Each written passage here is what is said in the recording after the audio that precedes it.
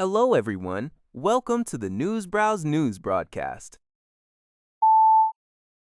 According to a report from Lencha Zabao, Iran's newly established Persian Gulf Strait Authority, PGSA, has delineated a control zone in the Strait of Hormuz. This designated area extends south of Fujairah Airport in the United Arab Emirates, requiring vessels to coordinate with and obtain permission from the authority before transiting the strait. The move has been condemned by the UAE, which views it as a provocation that exacerbates already high tensions in the Persian Gulf. Iran's foreign ministry indicated it is collaborating with Oman to ensure the long-term security of the strait. Discovery Alert noted that Iran's formal establishment of a dedicated agency and clear regulations suggest a move towards normalizing administrative control over the vital waterway.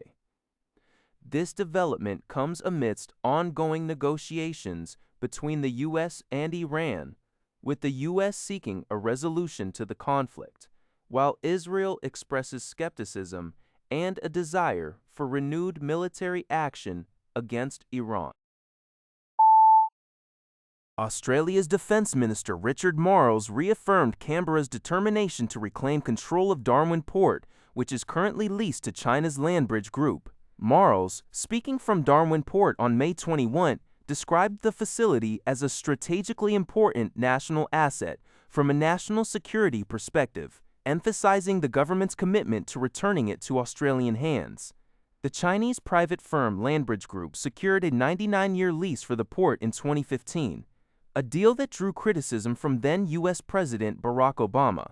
Australia's Prime Minister Anthony Albanese vowed last year to take back the port, citing national security concerns. In response, Landbridge Group Chairman Ye Chung initiated investment dispute arbitration in April with the International Center for Settlement of Investment Disputes (ICSID) of the World Bank, alleging that Australia's actions violated a free trade agreement with China and were discriminatory.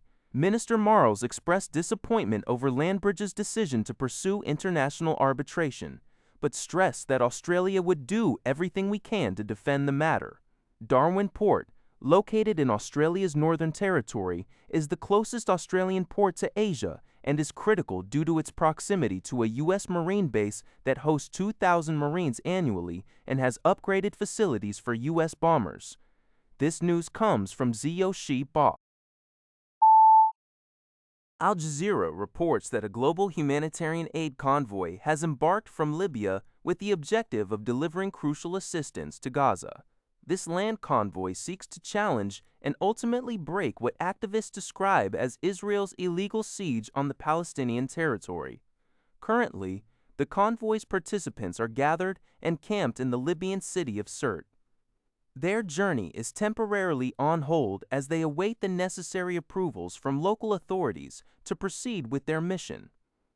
The initiative highlights ongoing international efforts by civil society to alleviate the humanitarian crisis in Gaza.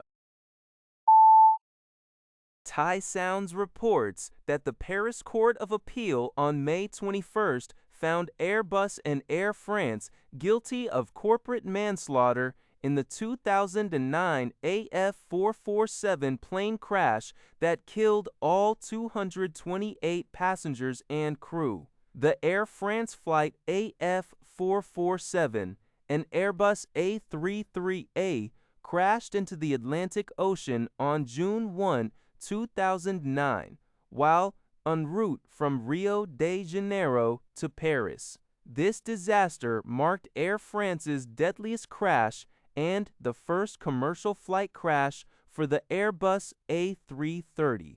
A lower court had acquitted both companies in 2023, but the appellate court's verdict overturned that decision.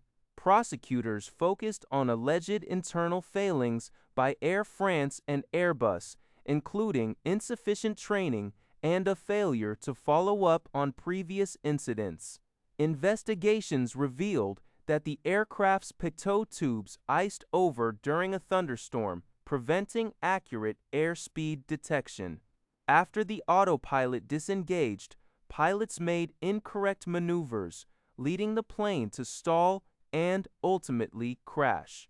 The appeals court ordered both companies to pay the maximum fine for corporate manslaughter, €225,000, which has been criticized as symbolic.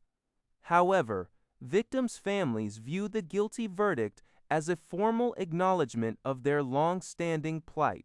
Airbus has stated its intention to appeal, a move expected to prolong the legal process for several more years. Japan's Internal Affairs and Communications Ministry is taking proactive steps to address concerns surrounding advanced artificial intelligence models, such as Anthropic's Claude Mythos. The ministry announced on Thursday its plan to strengthen cooperation with local governments and private sector entities, including telecommunications companies and broadcasters. This initiative aims to mitigate the risks associated with the misuse of these powerful AI tools, particularly their advanced capabilities in detecting system vulnerabilities. During a meeting with representatives from these crucial sectors, Internal Affairs and Communications Minister Yoshimasa Hayashi emphasized their role in supporting public life and socioeconomic activities. He urged participants to enhance efforts to prevent service disruptions and data breaches. The government has already drafted a package of measures to address these concerns, which includes reinforcing the defenses of 15 key infrastructure sectors, such as telecommunications and administrative services. J. Press. That's all for this video. Thank you for watching. See you in the next video.